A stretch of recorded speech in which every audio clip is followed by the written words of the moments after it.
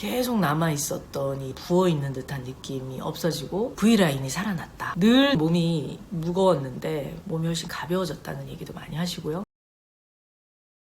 짬맛의 힘의 저자 김은숙입니다. 소금 드시고 여러 가지 반응들 있는데 걱정하시는 반응 중에 하나가 붓는다는 거, 붓기 때문에 걱정을 하시는데 특히 수분이 평소에 부족했던 분들 같은 경우는 물과 소금이 채워지면서 일시적으로 붓는 현상이 있을 수 있습니다. 그래서 몇 킬로가 불었다든가 살찐 거 아니냐 이런 오해를 하시기도 하는데 아침에 자고 일어나서 살짝 부어 있다가 오후로 가서 활동하면 괜찮다든가 처음에 한동안 부었는데 그 다음부터는 괜찮아지거나 이런 경우가 많아서 지켜보실 필요는 있고요. 그런데 붓기가 계속되고 되게 힘들다 이런 경우는 염분이 아무리 필요하다고 해도 이 소금만 드셔서는 몸의 밸런스가 맞지가 않습니다. 특히 평소에 몸이 냉했던 분들, 몸이 냉하다는 건 혈액순환이 잘 안 된다는 얘기죠. 이제 그런 분들 같은 경우 부을 가능성이 있는데요. 그럴 경우는 소금만 드실 것이 아니라 다른 부분 함께 보충을 해주면서 드시는 것이 균형을 맞추실 수가 있습니다. 뭐 어떻게 해야 될까? 평소에 몸이 차다 보면 이제 혈관이 수축이 돼 있는 분들이 많겠죠. 이 심장의 힘이 조금 약해서 이 심장이 손끝 발끝까지 쫙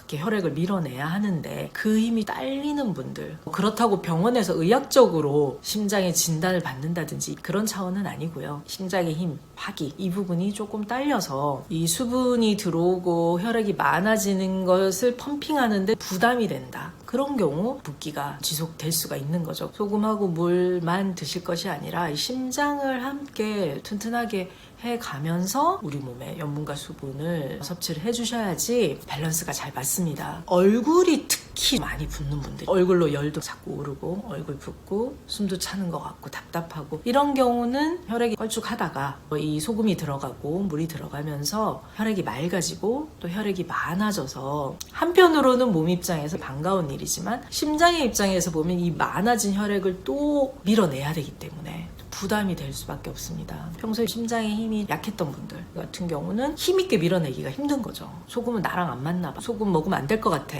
가 아니고 소금 양은 서서히 늘리시고 심장이 같이 튼튼해지면서 감당이 될 수 있도록 섭생을 잘 해주시는 거죠. 심장을 튼튼하게 하는 섭생을 하는 맛은 쌉싸름한 맛, 쓴맛 이런 맛들입니다. 차류 중에서는 쑥차, 잘 태운 누룽지, 칼륨이 많은 여러 가지 채소나 과일 이런 것들 함께 드시는 거 좋습니다. 그래서 그런 쓴맛 나는 것들 영양하시고 식사를 하실 때 심장을 영양하는 붉은 수수 넣어서 수수밥도 꾸준히 해서 드시면서 심장 튼튼하게 하고 어깨 많이 풀어주시고 이 심장 소장 경락 지나가는 어깨 운동 해주시면서 자세 펴주시면서 심장을 편안하게 해주면서 드시는 거죠. 그러면 소금과 물로 인해서 혈액이 맑아지고 혈액량이 늘어나는 부분을 심장이 편안하게 펌핑을 할 수가 있습니다. 평소에 긴장감이 굉장히 많아서 근육도 많이 오그라들어 있고 혈관이 수축이 돼 있는 분, 몸도 차고 이런 분들 같은 경우는 혈액이 많아지고 심장이 펌핑을 하긴 하지만 손끝 발끝까지 말단까지 이 혈액이 전달이 되기에는 혈관이 많이 수축이 돼 있다 보니까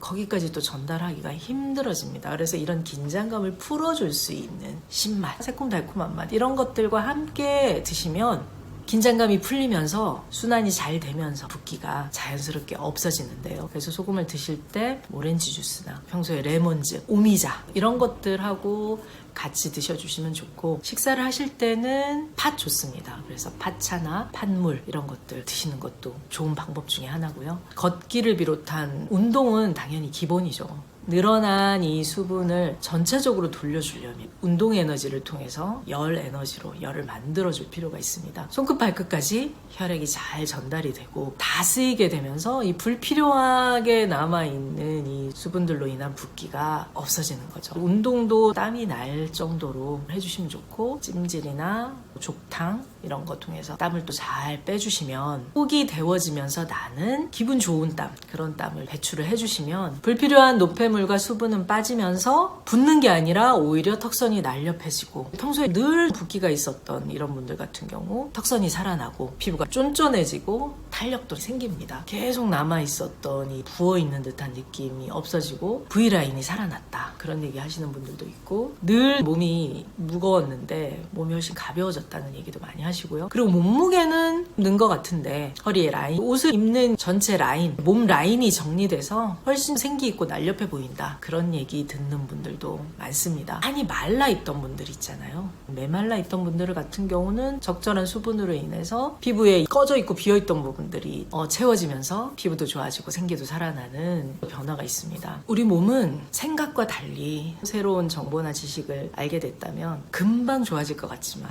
몸은 그렇지가 않습니다. 이 분초사회라고 일컬어지는 바삐 움직이는 세상 속에 살면서 생각이 변하는 속도는 굉장히 빠르지만 현실은 우리는 몸이 있고 이 몸은 급변하게 빨리 좋아지거나 빨리 나빠지지 않는다는 거, 시간과 공간 속에 매여 있다는 거 잊으시면 안 될 것 같습니다. 지금까지 짠맛의 힘의 저자 김은숙이었습니다. 고맙습니다.